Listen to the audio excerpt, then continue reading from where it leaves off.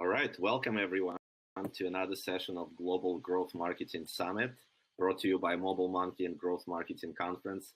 Super excited to be here. I know it's been a long day. Everyone is learning a lot. I definitely learned quite a bit. We talked about lead generation, demand generation, user acquisition from both B2C and B2B perspective. And now it's time to talk about how you can actually execute on it by building your team.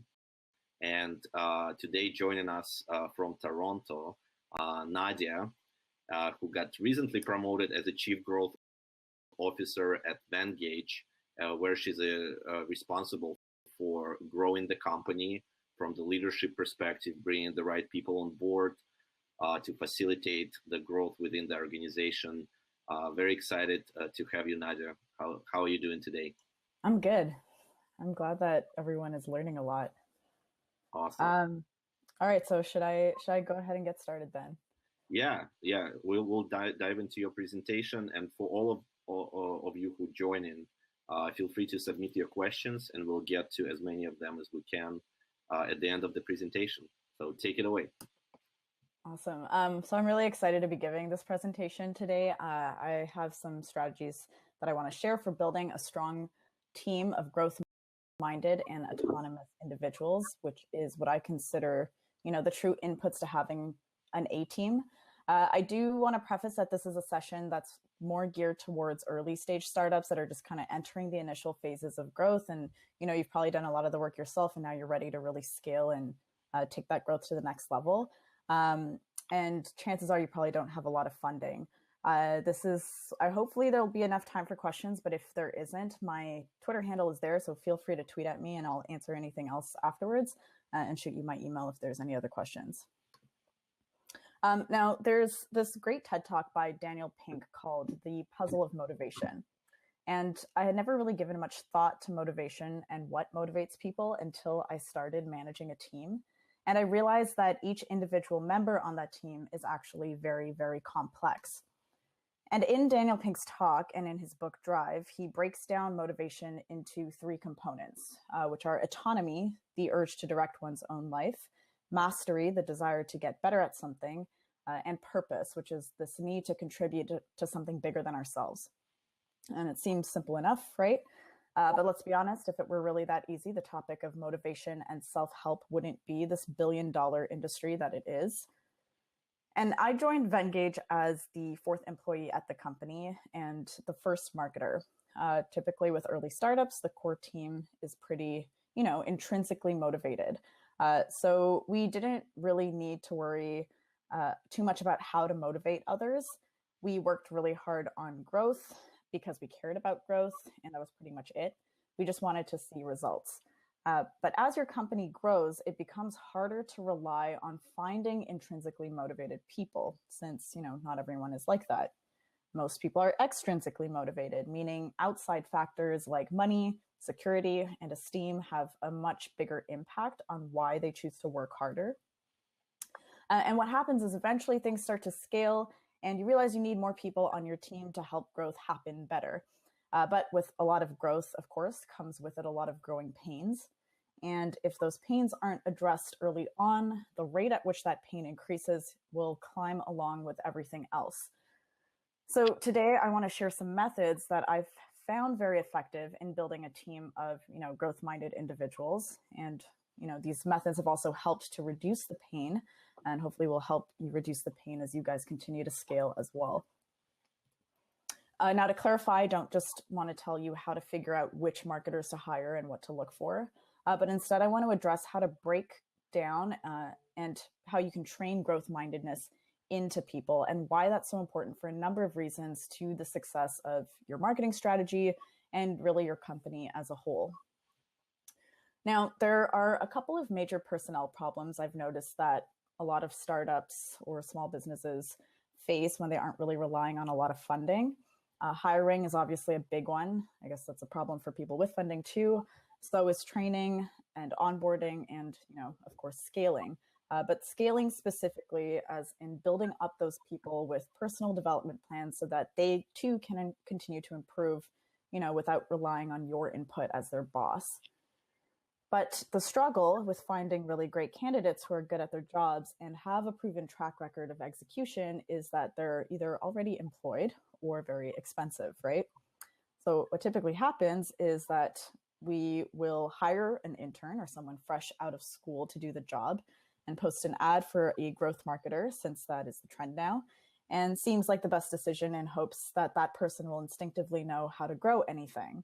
But because the founder is also so busy trying to do all of the other things as well, training and mentoring that new person or junior hire isn't a priority, even though it should be. So then what happens? Well, the hire is meant to fend for themselves with little direction or understanding of what to do. And before you know it, you've barely made a dent in your business. So eventually you realize that just because someone says that they're a growth marketer doesn't actually mean that they know how to grow a business from the ground up without spending a ton of cash. So then what do you do? Is it even possible to scale without having a strong team of experienced individuals? My answer is yes, it is. In fact, my entire team is made up of people who don't have a background in marketing or any real prior experience in growing a business for that matter. Yet we've managed to 10x our growth and revenue with a relatively small team, initially of 3 people in less than 2 years. And now our team is closer to 7 people just on the marketing side, and that growth is continuing as well. And the majority of it only really happened when our management team decided to make a very intentional shift in mindset and stop trying to find these quick win tactics and rather focus on improving the foundations of our company, which are the people that it comprises of. Now, I consider myself a growth marketer, but I actually have a background in theater. Yep. And in theater, one of the first things you learn is that the show must go on. And I think that this is something that I've embodied through and through. And I'll explain how this all connects in just a sec. I didn't want to just brag about the fact that I went to theater school. But you see, growth marketing and putting on a show actually have a lot of similarities. And at the end of the day, there's a goal and a way to measure the impact of that goal.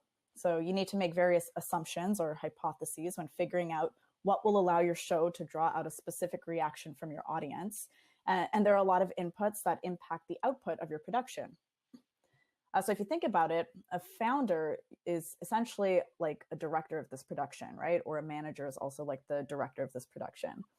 And most directors, of course, have a little bit of experience in all aspects of theater, but they're ultimately better at envisioning that big picture and getting people on board to help realize that vision.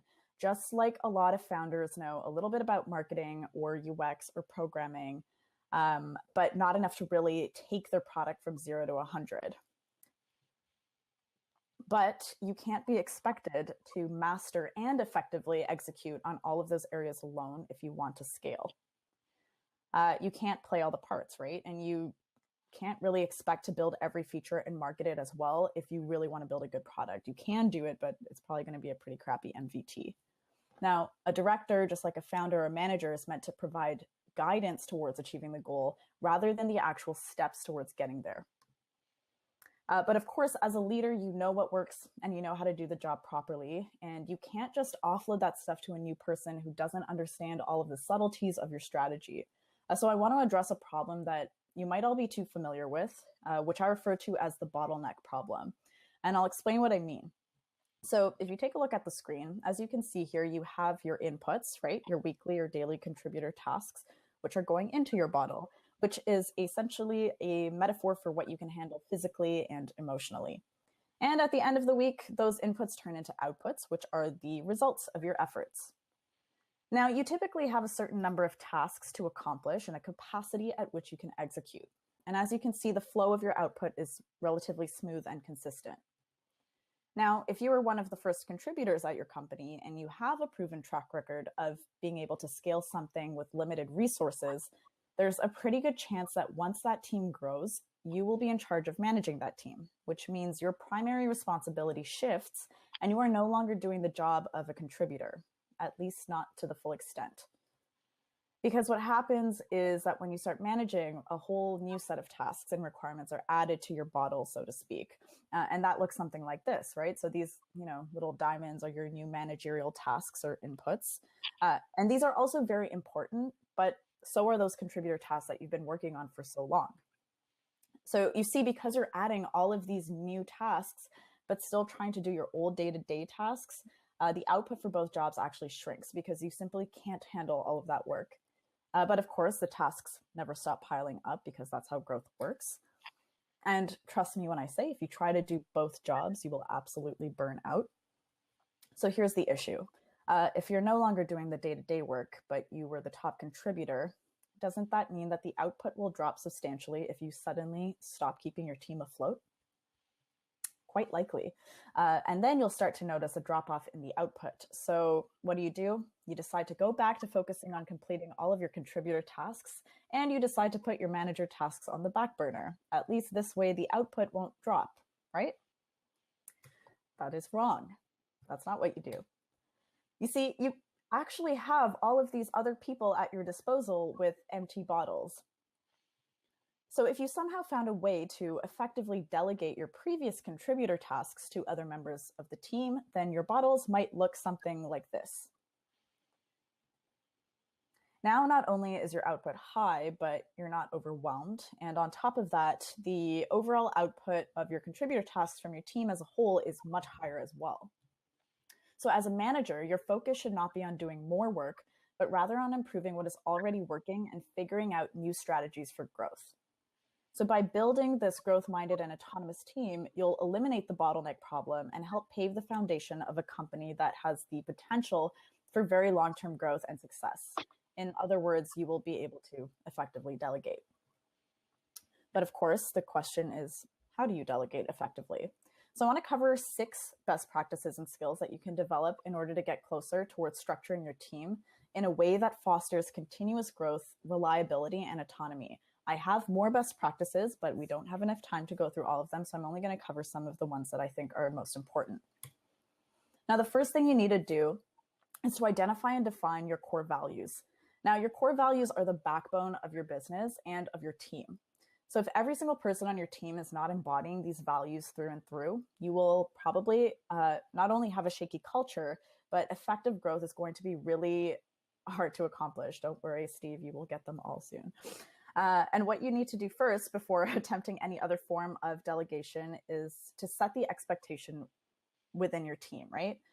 So this is a list of some good resources that I found that can help you get a better idea of how to decide which core values to set, and also some inspiration on good core principles from high-performing companies. And each of these companies places a really strong emphasis on core value above everything else. So I recommend reading Amazon's if you don't read any other one. I'm trying not to laugh at this chat. At Vengage, we have 5 core values for the company, and each individual department defines what these values look like within their own teams. It's one thing for everyone to know what the company values are at a high level, but without a clear definition and understanding of how they can hold true to those values, the fact of the matter is that it just won't happen. So here's a snapshot of how I've defined one of our core values just briefly for our marketing team that I put together a little while back. And of course, habit is not formed overnight. So if you want to drill a way of thinking into your team, you really need to repeat it habitually. And on top of that, you need to lead by example and also show how to put those values into practice. And in order to reinforce your values to the team even more, you need to show them specific ways of how those values are being met. So if someone is reflecting them on your team consistently, give them a shout out in your meeting so that others can follow suit. And so here's another example from our core value on continuous improvement from the previous slide. And as you can see, the definition is elaborated on a little bit more. And a specific example is referenced so others on the team can become motivated to act more similarly. And it keeps everyone accountable. But you can't expect your team to embody them, like I said, if you're not leading by example first. So next, you need to set specific yet broad expectations. Now, what this means is that you need to set clear goals which your team can work towards achieving, but you're keeping those goals relatively broad in the sense that you're not showing them exactly how to achieve them. Basically, you're providing the what and the why, and they need to figure out the how. So this is where it becomes important to set ambitious stretch goals. And these are based on trends from previous years or months that can help set a realistic baseline for those goals. Then your job is to provide guidance on figuring out how to roadmap the process for achieving those goals so that your team can actually execute on it. Now, what's important with setting these expectations for your team is to avoid ambiguity. Now, if your goal is too broad, something like this, where the goal is merely improve customer retention by 5%, or something like, increase acquisition by 20%, even though the steps might be obvious to you, your team may not be able to wrap their heads around something so vague, meaning it's going to be hard for them to execute well on that goal. So you need to structure them in a way that makes sense to your team and helps them get a better chance of actually achieving the goal, because that's how you're going to keep them motivated to want to keep going after different goals. Now, as a manager, you need to focus on figuring out how to break that goal down into relevant and more comprehensible inputs. Now, continuing on the previous example, maybe you identify that certain actions within your product correlate with better retention overall. So you want to set more specific goals around those actions, like increase use of widget or feature X from 50% to 70%, because maybe you identified that if the use of that particular widget or feature increases by 20%, it will contribute to the increase in overall retention numbers. Essentially, no matter what your overarching goal is, you're identifying the leading indicators or the new inputs for those goals and setting new goals around those inputs or indicators that your team can focus on. So let's take a closer look at what breaking those bigger goals into inputs looks like. For instance, with our marketing goals, we focus a lot on acquisition at Venngage. There's a total volume of traffic that we need to hit in order to achieve our revenue goals. So this in itself, that being traffic, is already an input of revenue. But even that is too broad. So I can break that number down more and look at traffic, from different channels, and then break that down even further into monthly or even weekly goals. And I can keep going farther down the line until it looks something like this. Now, that third and fourth layer is where I've identified the monthly metrics for the channel in question, and that's what I can assign to my team as a goal that they can go after, since it's specific enough for them to wrap their heads around and focus on, but still correlates with this bigger, broader goal. Now, that might be something like blog traffic from organic, for instance. Now, again, this creates ownership and enforces accountability with your team, which is going to help them get towards that point of autonomy and growth-mindedness. The next step is to communicate clearly and effectively, as I miscommunicate that. It may seem obvious, but consistent and clear communication is a must. Shockingly, your employees cannot read your mind. And sometimes we tend to fall into this trap of knowledge bias, meaning we tend to assume that those we are communicating with already have a general understanding of a concept or idea that we're trying to express. And you can ensure that you are communicating clearly by having frequent one-on-ones with each person on your team and having a structured system for giving and receiving direct and specific feedback. You do need to be open to receiving any negative feedback and do your best to improve on that feedback as well, because having an ego and placing yourself on a pedestal that suggests that you have nothing to improve on is definitely going to lead to them losing respect for you and likely your failure as a manager. So let's talk about structuring your one-on-ones a bit. Now, organic conversations with your employees should naturally happen throughout the week, but there needs to be an opportunity for structured one-on-one time with you and each of your employees.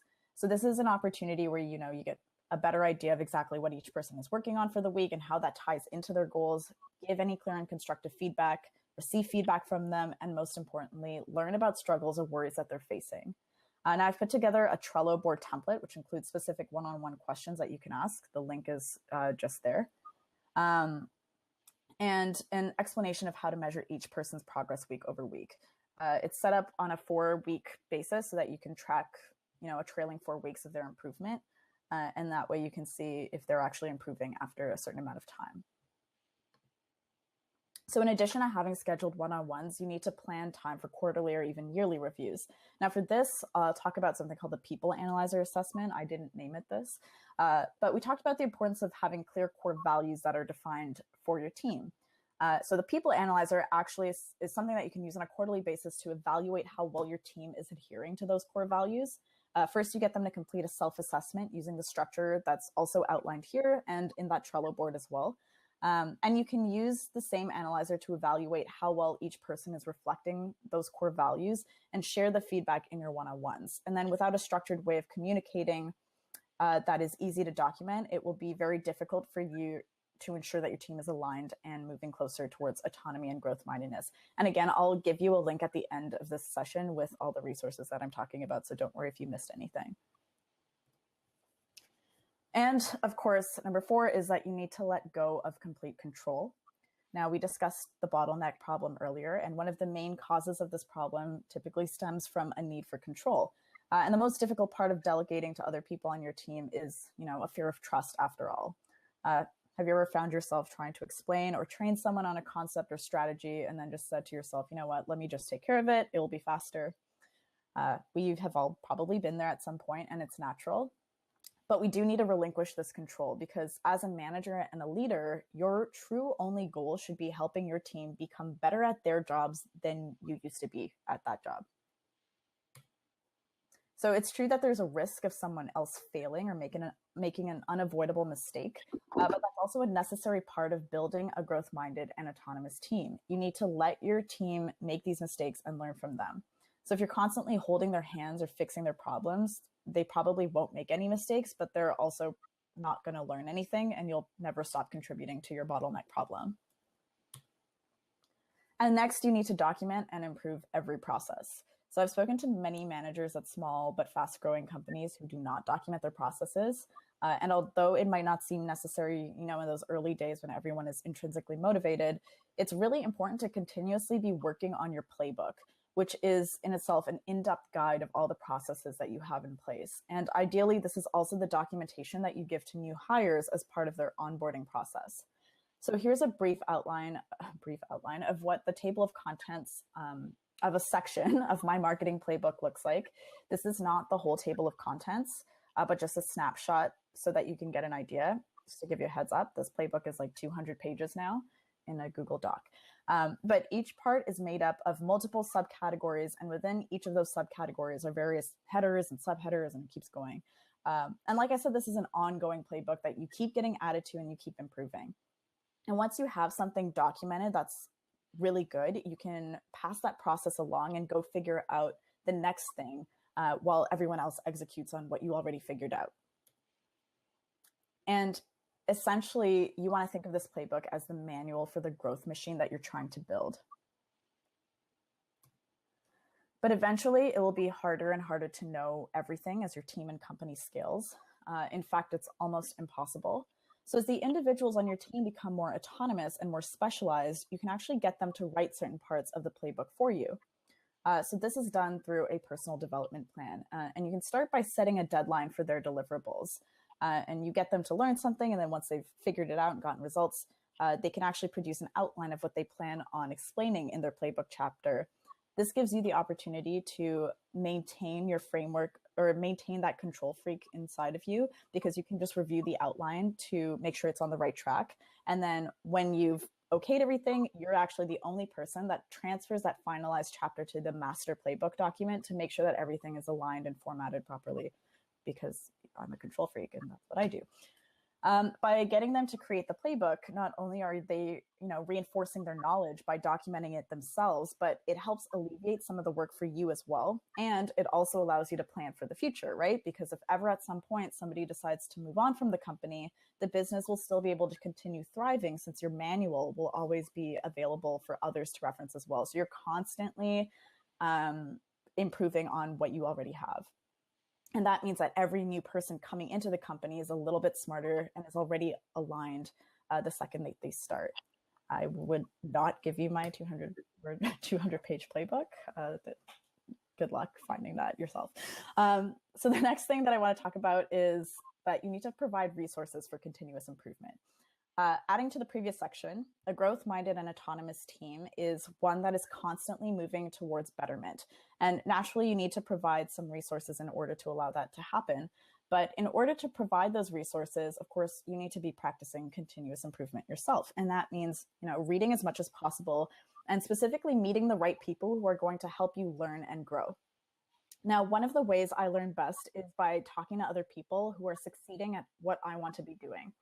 And I find it a lot more helpful to speak with someone directly and learn how they are addressing similar problems, which I am too dealing with. Of course, many of you are here already learning from this wonderful day-long event. But that's one of the methods that I've used, is talking to people directly. So it only made sense that my team should be doing the same thing as well and learning by talking to other people too. So I introduced the concept of growth interviews as part of a monthly or bi-monthly requirement in our meetings. Now, when setting up your own growth interviews with your team, the way it works is something like this. First, you tell your team that in 2 weeks' time, you'll be having a knowledge share during your meeting. By this time, your team should have reached out and met up with somebody who's a really good marketer, UX designer, product manager, whatever it is, and interviewed them about a specific process, ideally one that you're working towards implementing or improving already. Now, the goal is not only to learn from that person's experience and apply those learnings to your own work, but also to build up a strong network of like-minded people. Now, eventually what happens is that the people on your team will actually start reaching out to these experts on their own time, as well as attend meetups and seek out other resources for improvement themselves. But you need to start by setting the stage in order for the concept of continuous improvement to become a habit. The end result is that they have their own network of peers and mentors to draw information from. And when we surround ourselves with like-minded individuals who are working towards similar goals, our mindset starts to reshape and we become more focused and interested in the growth that we are trying to realize. Now, to wrap up, when I first started managing, it was hard. I put this presentation together because these are some of the skills that I wish I had known when I first transitioned into management and started heading marketing at Vengage, and now running growth across the company. And I felt lost and like a complete imposter. And even now I have many days where I still feel this way. But running a team is essentially running your own business, or it feels like that. And it will never flow perfectly, and there's always going to be road bumps along the way. It's the same with directing a theater production, right? The first run never flows smoothly, and you have to keep improving on that initial show. But one thing I've learned through practicing and applying the above skills is that everyone has a motivation. And as a people manager, figuring out this motivation is actually your most valuable tool in growing your team. Your one-on-one time is also very valuable because it can help you get closer to figuring out what your employees are individually hungry for. Are they motivated by material gain, by praise and esteem? Are they competitive? So in Andy Grove's book, High Output Management, he references Maslow's hierarchy of needs, as it pertains to employee motivation. Now, your goal is to create this environment and culture that helps your team eventually reach the point of self-actualization in how they work. You want them to eventually become intrinsically motivated and not motivated by money or status, but you can use these principles to eventually help them get there. And as a result, that's how you build this growth-minded and autonomous team. And as long as you continue to find people who embody and reflect the values of your organization and push people on your team to embody them, rather than focusing solely on hiring people with, years of experience, I'm sure you'll eventually find yourself with a strong team of motivated A players and a company that keeps on scaling. Because if the people keep growing, then there's, a good chance that the business will too. And as promised, you can find I actually have 10 principles that I've covered. They're at this link. And all of the links to the Trello board and everything else that I've referenced is also on this page. Thanks, that's everything. Awesome, thank you so much, Nadia. It was great. And the only way, here a little bit of echo. Let's see if there are any windows that are open here. Okay, let's make sure they're not.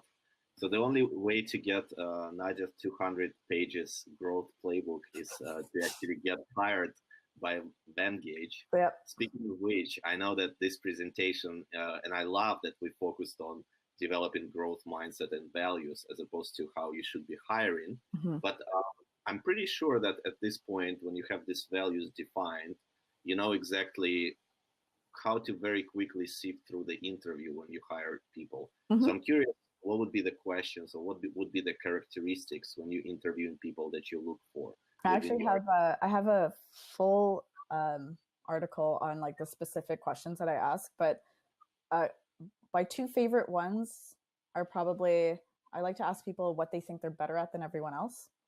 Like I'm mostly hiring for culture. Like if I see an interview and if they have the culture fit, they're probably going to be a good fit and learn the problem. Like I said, I have the playbook now, right? So I know I just need somebody who's going to be motivated. They can read it and execute. And it's written in a really easy way so that if you find it or get it, you can just start doing the process.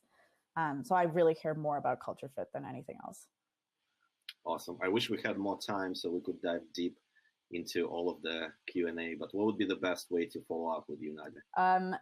Send me, if you tweet at me or you go to my website, which is just thisisnadia.com, I'll type it in the chat, then you can reach out to me and I'll link you to anything that you need. Not my playbook, anything else. Awesome. Thanks so much for joining us. And I'm looking forward to catching up with you when we're on the East Coast. Thanks everybody for watching this presentation. We will see you at the next session in just a few minutes. Bye. Thank you. Bye.